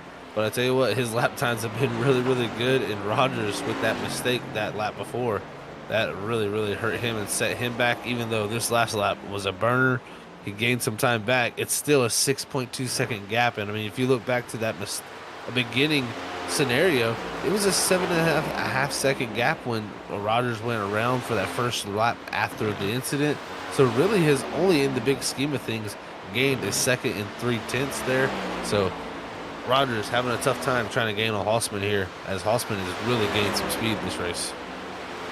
And Zach, with Hausman's older tires, what's the possibility of it actually getting through and finding a good groove to run in, finding those tires at the right temperature, and that being the ultimate decider of this race is the fact that Hausman didn't have those cold tires, didn't slide the tires, whereas the rest of the field did. That's, like you said, that kind of set the whole stage for that carnage in turn 1, and he was able to arrive on top. Oh, it looks like the 78 is gonna pit here on lap 58, the 78 on pit road. So right now, 17 looks like he is going to hit pit road as well. So our leaders now hitting pit road. The only one left will be the 94 of Curtis Young. He still has about 30 seconds to find out. So Zach, here we go. Race down pit road. Who can be flawless and who will have the mistake? We will find out here shortly. Yeah, this is going to be the money stop for these guys. Halsman sitting in his box. No tire stop for him, only fuel. Rogers pulls to a stop for him. Halsman already by exiting pit road. He's still going to have the gap he needs as Rogers still sits and waits, fueling that car. He's definitely sat there for a decent bit, lost some ground, I think, even as Halsman. He's going to have a giant lead back to Gavin Rogers when this all cycles through. And I think Rogers even going to come out behind Coffey and Curtis Kelly. And that is a huge mistake on pit road for our second place runner there. Just needing a dash of fuel and accidentally might have gotten a whole can. And that did make the pass for the 94 that much easier into the second place. But the 7 is right behind him and burning up the bumper. The 7 much more recently on pit road. And I don't think that the 7 got to tires, but he is going to make this pass quite clearly. And then you see in the background the 17 of Gavin Rogers behind this cluster of cars, and that has got to be extremely frustrating on the 17's parts. Just one thing mistake that he did. Oh, the 94 trying to outbrake the 7. We're going to see a lock up there, and that is going to make the 17 that pass that much easier. But being the 17 and having that run, oh, we're going to see some contact bumper to bumper that trying the 94 trying to pit. And Zach, that's one thing I noticed about this track is that run-in lane for pit road is still the racing surface. That's the racing line. How critical is the communication between the cars pitting right there? How critical is that when you're trying to get through there without damage? Yeah, it definitely can be critical. It's right at the apex, you know, that where the entry of pit lane does kind of start with that commitment line there. So you see a lot of guys duck left like that and stay very tight so they can have a nice clean entry to pit road. And yeah, it can be a lot about communication for making that happen here. But you know, luckily for Rogers, he was able to, you know, back the car up enough to not really affect the 94 too much, and goes on his merry way now as he's going to try to catch this one machine. But yeah, looking at it, it's a 9.3 second gap here that last time by. Rogers really lost a major amount of time to Halsman up front on this pit stop. Did Halsman under fuel though? You know, is he going to be able to make it on the fuel he's made? That is going to be the thing. Did you get your calculations right? Did, you know, the 17 put too much fuel in the car? It's always going to be these split-second decisions that could end up making the most of this race. But the battle for second is on as Rogers somehow already to the inside. And you're going to see here, he's diving it up there, and he's going to take the position. Is now the 7 going to cross back over. Coffey with the very, very intelligent move there to cross him back up. Now side by side through the S's here, Carl. This is not going to work here unless these guys can make it stick, as Rogers somehow clears them there at the top of the hill.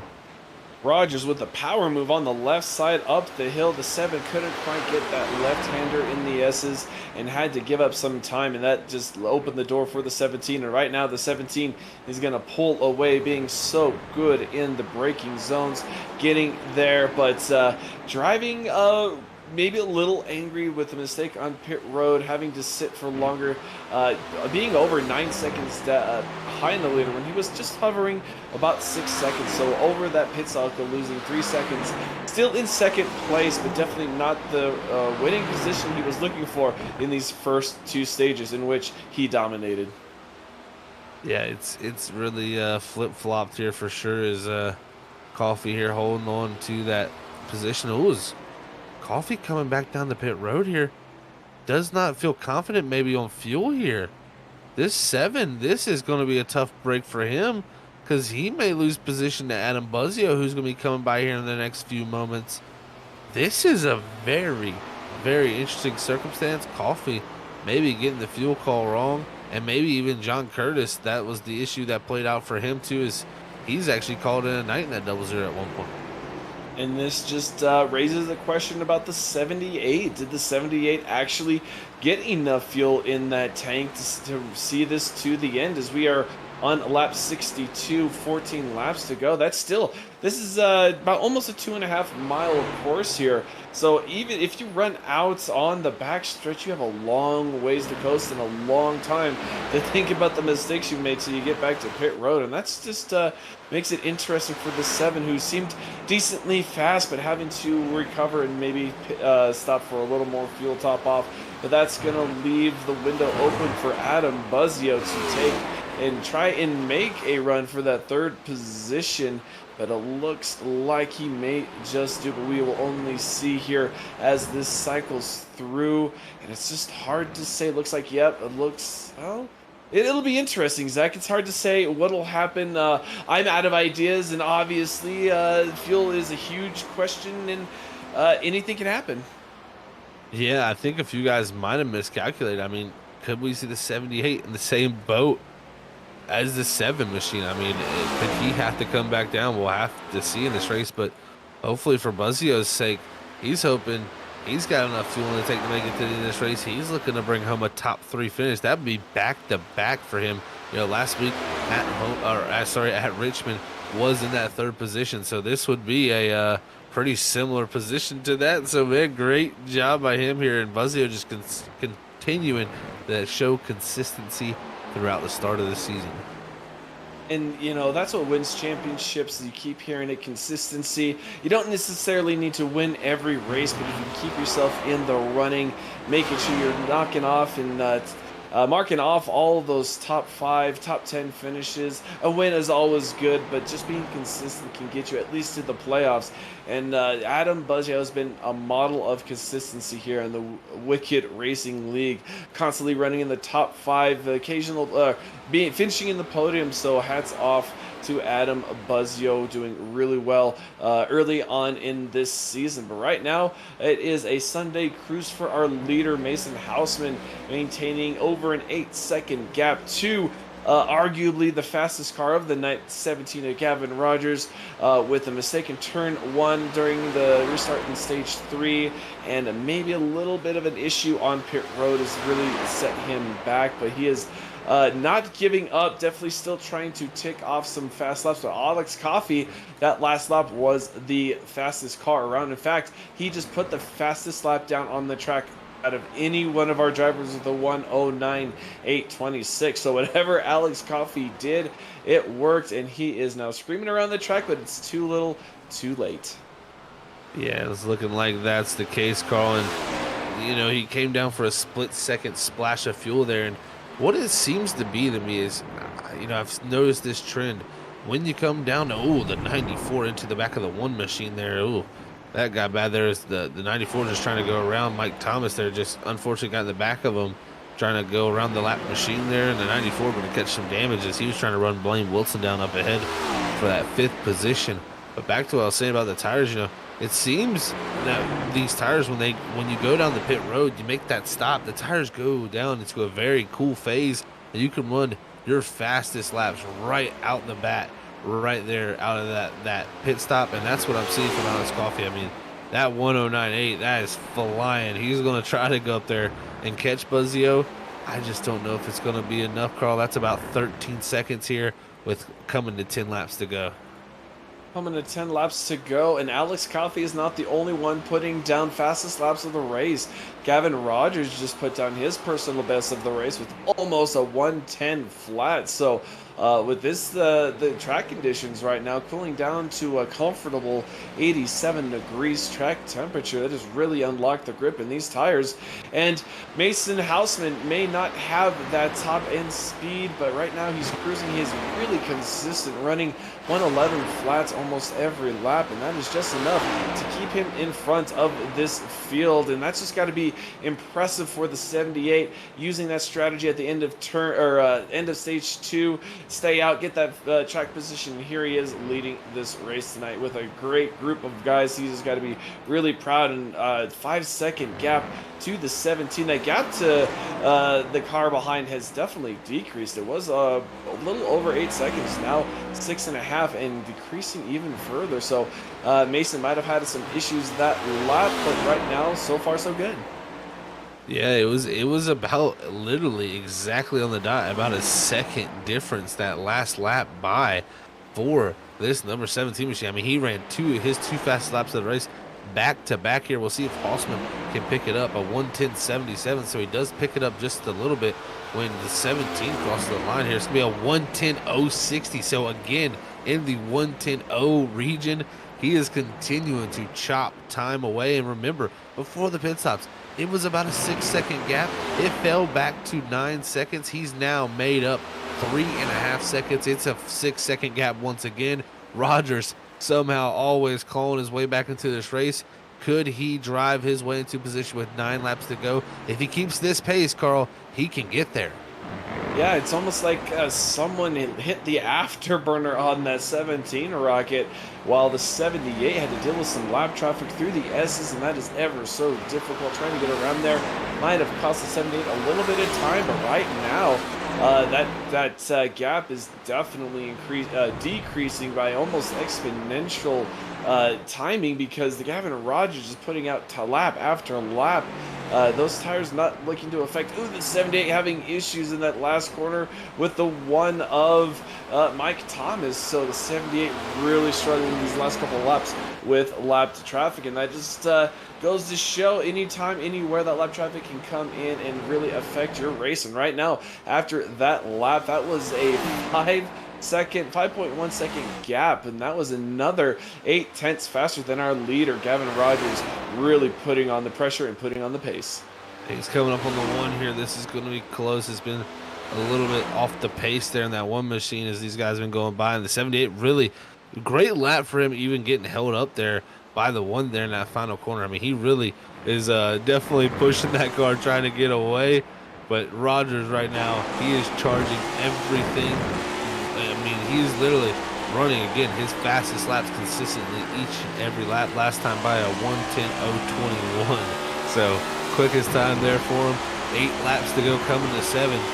He could have this under 4 seconds here in the next few moments. And that would leave it within striking range. 8 to go, coming down to 7 to go here at the Glen, and that could leave it wide open. You can see a side-by-side finish here at Watkins Glen, and this could be a really exciting race, seeing the 17 really trying to get to that situation. Ooh, the 78 with a huge lockup going into turn 1.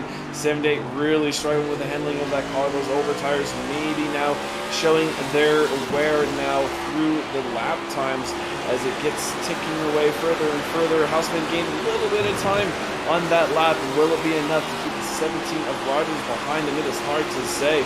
And after that is a 27 gap, 27, almost 28 second gap to the third place of Adam Buzzio. So really, this is a race between these two drivers tonight, with about only 6 cars on the lead lap. This field has been so stretched out, had some penalties. It's been really a fun race to watch. It's been great to see some of this strategy unfold, but right now I'm wondering if the 78 hasn't been trying to save.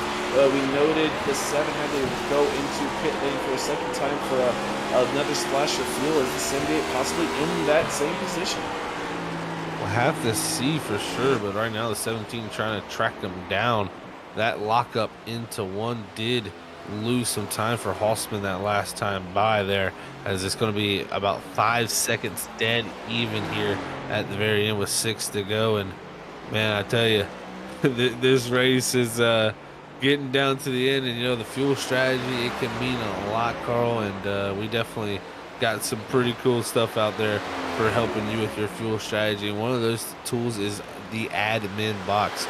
Not only does it give you race control at your fingertips, but it also gives you driver functionalities and pit options there with no pre-programmed or pre-programmed commands with no key bindings necessary for also race control, like I said, driver functionality and pit options. So it connects via USB, It has LED backlighting. It is very, very amazing. I have one myself and can back it up. Is the admin box there at adminbox.com with 2 X's there in box, as you can use that discount code FFB/box with 2 X's there to get a discount on your own admin box, and it can help you get into pit road and make sure you get all the service you need. And we gotta love our sponsors coming in, helping us out. Admin Box, you got Advanced Sim Racing. You gotta love all the community coming together, getting your rig all to put together. But right now, Gavin Rogers with another 7/10 screamer around this race course. But right now, unless he starts taking off by the seconds and cutting into that, he will not have enough time with 5 to go here for the Wicked Racing League. 75 laps at the Glen.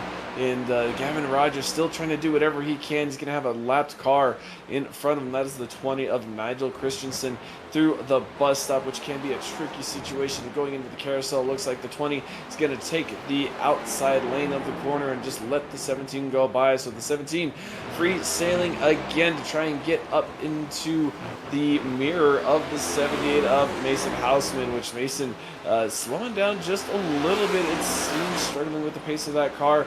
Gavin Rogers has that gap down to about 4 seconds. So Gavin Rogers still not giving up going into the final corner here, and coming on with 4 to go. Zach, this is going to be interesting. Oh, it definitely is, Carl. And I tell you, with 4 to go here, man, it's been a wild race so far. And you know, I like I said, I brought up the admin box, but I can't forget about also iRacing iFlag. Yeah, go out there and check out iRacing iFlag, as they got their 64 LED visual flag system out there that gives you not only the flag stay out on track, but it can also help with spotting, such as visual cues to help know if a driver's to your left or your right. And they also have their iRacing iFlag digital pit board there at their website. So make sure you're going over to iRacingIFlag.com and use FreakyFast2022 to get the promo code to get a discount there on your own iRacing iFlags. Thank you to iRacing iFlag and our amazing sponsors here at Freaky Fast. It's 4 laps to go here. Rogers trying to close it down. It's below 3 seconds now. This is getting close here, Carl. Getting close, but will it be enough? Right now, it looks like the 17 is just, he's doing his best. He's putting down some really, really fast lap times, but might look like it would come down to a mistake made by the 78, and we're going to cross the line.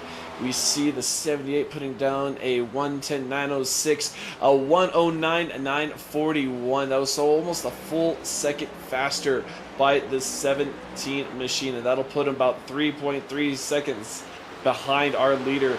This is going to be really close, Eka. With the current math, the Masons should win this race by 3 times, but anything can happen in 3 laps, as we have seen over the course of this race, how quickly a mistake can happen either on the track or pit road. We are going to see if either of those will occur here in those last 3 laps. Well, man, I tell you, we could be going back and looking at that pit stop as being the factor in this, because if you look at it, it was 6-second gap between these guys when they came to pit road. They grew to 9 seconds when they exit pit road. Rogers has got it down to 3, and now under that now. It could have been already a battle for the lead, but Rogers taking a little bit more time on pit road has definitely set him back. But the pressure is on, coming to 2 laps to go here. He's got it into the 2-second region. The more that car gets bigger in the mirror, the more that foot might get a little shaky at the 78. A little bit. We've seen lockups before. A couple laps ago into turn 1, as he goes into turn 1 right now, but it looks like he's going to go through there effortlessly with the 17 behind him. He's going to get through these S's, but that is the 9 machine of Chad Bean, and this is a little interesting. We've seen the 9 kind of be in the way. Looks like he's going to go dive down, going to let the 78 through, so 9 not going to be a factor for the 78, but the 17 is going to get to him through the bus stop as well, and this is going to be really, really tricky situation, as it looks like, 17 might not have been able to carry his line like he wanted, but the 78 still continuing to truck along the track. The 17 still in his tracks, down to a 3-second gap. Here we go, Zach. This is the moment here. 2 to go. We are going to get ready for the white flag here. Yeah, this is it here out of 6 into turn 7 for the last time for Mason Horse. The second to last time here for Mason Hossman. It was a helpful moment there from that lap car to him, as it's going to be a nice gap. Nice gap indeed, and that will be about a 3-second gap as we have the white flag. Freaky fast white flag in the air, meaning indicating 1 to go. But right now the 17 is less than a couple of seconds behind him. And will he be able to get there? Will a mistake happen to either one of these cars to affect this outcome? I don't know. The 78 seems to be smooth through the S's. The 17 behind him, but not close enough to make a move.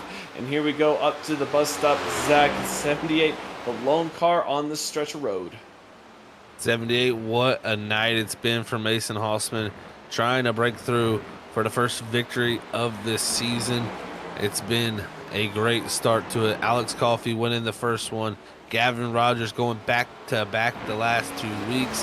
Now Hossman looking to stamp his name in the winner list as they come to 6 and 7. Hossman has called the race here tonight. Hossman coming through the last couple of corners here at Watkins Glen. Here he goes, the last corner, that nice right hand. The 17 trying to do anything he can to cut down that gap, but can't make a move. Checkered flag is in the air. The winner here at the Glen will be the 78 Toyota of Mason Hossman, coming from 12th position to win this race after a strategy call coming to stage 3, and a like you mentioned, Zach, what really defined and separated this win for the 78 was the 3-second gap on pit road, and that'll be definitely something I'm gonna have to ask the 17 when we come back. Ladies and gentlemen, yes, you heard me right. When we come back, we will have our top 3 finishers. We will get to pick their brain about how this race unravels, so don't you go anywhere. We will be right back.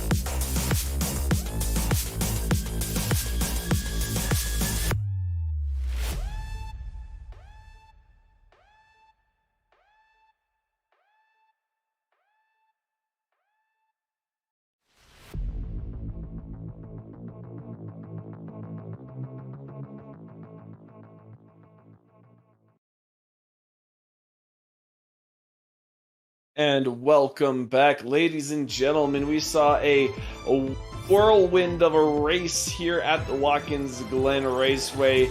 We saw a lot of passing and an unexpected winner come up, but right now we have our top three. We have our third place finisher, Adam Buzzio, kind of visit us and tell us about the race. Adam, it's Carl and Zach up in the booth. Take us through that race, and it was kind of looks like a little bit of a up and down race for you, but you ended up on the podium again. Yes, do you guys got a copy on me? I'm having some weird microphone issues. I'm going back and forth between two of them right now. Yeah, we got you loud and clear, sir. All right, perfect. Yeah, man, I spent the whole last stage feeling bad because I thought I was the one that caused Gavin to wreck, and it turns out it wasn't even me. But yeah, we played the strategy right there at the end. When I saw Alex pit, I was super confused because I knew I was going to be good by I was by less than a lap.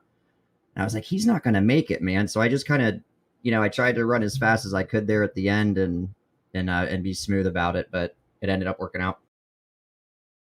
Well, Adam, I tell you, man, it was super great run for yourself. Another top three finish. I mean, how does that feel? Back-to-back finishes now in the top three there. I mean, for third now for you because heading off of Richmond last week, you came home third too. So how does this momentum feel? That feels really good, man.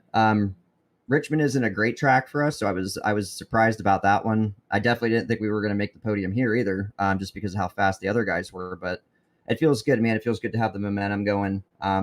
We're usually pretty consistent. It's hard for us to get that win, man. I usually manage to squeak one out a season if I'm lucky, but we're usually pretty consistent. So it feels good to have the momentum. Our team's been doing great. 2018 Racing's had a lot of consistent finishes this season so far. So it feels good, man. Definitely looks good seeing you run up front, but next week Daytona Super Speedway Wild Card Racing. It's going to be interesting to watch. Will we see you in the top three again? Your guess is as good as mine, my friend. I hope so. We're good at super speedways, but you guys know as much as the next people that it's probably more than 50% luck there. So we're going to do our best, try to work with our team and our other manufacturer alliances, and see if we can bring her home. Well, I can tell you as much. I am excited. I can bet you $1 million your fans are excited. Speaking of those fans, anyone you want to give a shout out to tonight? Yeah, for sure, man. I want to thank my fiance, soon-to-be wife, where I'm getting married on September 3rd. So that's pretty cool. Julie, I want to thank you guys for doing the broadcast. I want to thank Rev for doing race control. It's a thankless job, and I really appreciate what he does for us every week. I'm sorry. Thank my fellow admins, and thank everybody in the league too, man. We've had such a good turnout for being a new league, and we've had some really, really great racing. Excluding the couple cautions at Richmond, we haven't had a race with more than 2 cautions. So it's just been really refreshing. It's been pleasantly surprising too to kind of have all this together. It's a lot of work. So I'm just happy to see it all come together. And thank everybody for tuning in. Well, awesome. Thank you for visiting us with that third place finish. Good luck next week at Daytona. All right, guys. I appreciate you. Thank you. And that was the third place finisher of Adam Buzzio. And here it is, arguably the fastest car of the night, the 17, Gavin Rogers. Gavin, you finished second there, had an issue the 7 car in that first turn after the end of stage 2, starting out the stage 3. But I'm curious about that pit stop. It took you a little extra time other than the 78. Were you afraid you weren't going to get enough fuel on that run? No, I honestly thought I think Mason Houseman, right? 78. Yeah, Mason thought he was gonna run out of fuel because he came out so much quicker than I did, but he just barely had enough fuel at the end. I bet you he was at like 0.0 at the end. I think I just got enough. If I got that less, I think I probably could have caught him. But either way, finishing second after all that happened, I'm proud of how I did. Yeah, definitely got to be proud of that effort, Gavin, man. And tell you, that was a drive for sure for us to watch, and one you'll have to go back and check out because it was definitely impressive to see you come back through there and put down those lap times, man. And, I mean, you come into tonight's race with 2 wins in a row. You come in here, get second tonight. the win coming off of Richmond last week, we weren't able to broadcast, but man, how does that feel? I mean, you're on a roll right now, personally. I mean, even you started Dover in the top 3 there. So, I mean, heading into, Daytona is kind of a wild card, but then into the next couple races, how do you feel with this momentum going into this? I feel good with it. Coming into Daytona, I don't know how that's going to go because I don't have teammates. But I mean, I can work on that, try to find some guys to work with, find some Fords. But I think I can keep the momentum going. I've showed that I'm good at all kinds of racing other than super speedways. Hopefully I can prove that too. Well, we all know super speedway is a wild card. You never know what can happen. You might as well flip a coin sometimes whether or not you're finished, but I have a feeling you will. Before we let you go, sir, anyone you want to give a shout out to tonight? For sure. First of all, shout out to you guys. You guys produce some great races. And my sponsors, Printed Pieces, had a great car tonight. Nigel Christensen for making these cars. Sunance Pizza, Jet Set Magazine. All my family, my mom, my dad, my brothers, aunts, uncles, cousins, grandparents. They've helped me out with this stuff, and I'm really happy for them to be on my side. Well, we are definitely happy to be able to put the show on for him and be able to talk to you. Gavin, good luck next week. Maybe we'll get another chance to talk to you. Yeah. Oh, by the way, shout out to my karting teammates and their families. Yeah, I gotta love the racing family. And ladies and gentlemen, that was our 17 Gavin Rogers. But here's the moment you all been waiting for. This is the leader, our winner of the 78, Mason Houseland. Mason, this is Carl and Zach up in the booth. You got me. Hey, buddy, how's it going? Oh, it's going good. And seeing what you did there at the end, you stayed out at the end of stage 2, got that track position, but that pit stop, that last pit stop, super quick on the fuel. How close were you to running out of fuel there at the end? So I was actually .1 on the finish. So I was cutting it down. I was doing a lot of get estimates uh to all of my fuel calculations, and then I was thinking about taking tires, but then like I was thinking these tires are a lot better when they're worn. So I just decided to not take tires and just take the 10.9 gallons of fuel.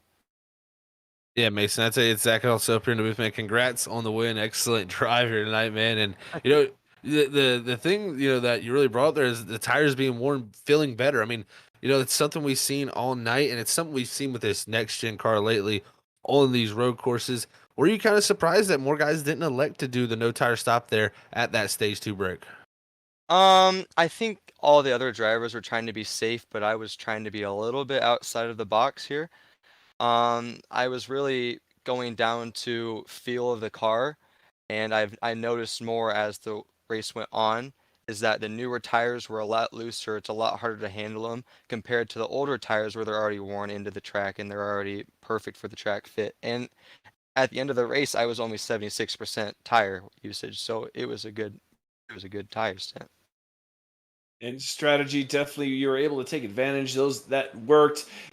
We have Daytona next week. Some consider that could be a wild card. What do you feel going into a super speedway next week? Personally, I am not a super speedway person. I'm more of a road course driver. Um, I will certainly work with my team. But I think it's really going to come down to how well your team can come together and how well you two can, how well you, however many people you have on your team can move up together as a group and just working together. Don't make enemies, have fun, and just be chill because super speedways, it's very unpredictable and wrecks could happen at any moment. So just keep a good eye out and then just, of course, just go out there and give it hell. Well, that is definitely good to hear. I'm looking forward to seeing you next week. Before we let you go, sir, anyone you want to give a shout out to tonight? Um, I guess I just want to give a shout out to, I don't really know, Jimmy Kubinek. He's the person that has always talked to me. He's always given me good advice. I don't know a better team owner that I could have than Jimmy. Well, that's good to hear. And I'm going to give a shout out to you, sir. You won tonight, so congratulations and good luck next week. Thank you. Well, you heard it here, ladies and gentlemen. It is going to be a crazy week next week, and this week was really fun to watch. Saw a lot of strategy, a lot of different things happen, some incidents, but overall a clean race. Zach, tonight was a fun little experiment. Got to see some cars they don't normally see at the front, so it was a really kind of refreshing and a nice little kind of shot in the arm to see some of these guys run in the front that we're not normally used to seeing. It really was, man. It was super fun to watch as Halston there. I mean, you got to give it to him just for the call and going with his gut feeling of how the car felt. And that's always what you got to do as a driver, man, is go with that gut feeling. And going with the gut here, of course, Mason Houseman winning the race. Gavin Rogers recovering to a second place finish after a spin in turn one. Adam Buzzio rounding out the podium. Alex Coffey sitting there in fourth, even with having to pit twice for fuel in that last stage. And Blaine Wilson rounding out the top five on the lead lap. And we had some unfortunate issues earlier on. Curtis Young did really well. We have John Curtis had some incidents earlier on. So some cars we had fast on had some incidents and didn't quite finish the race.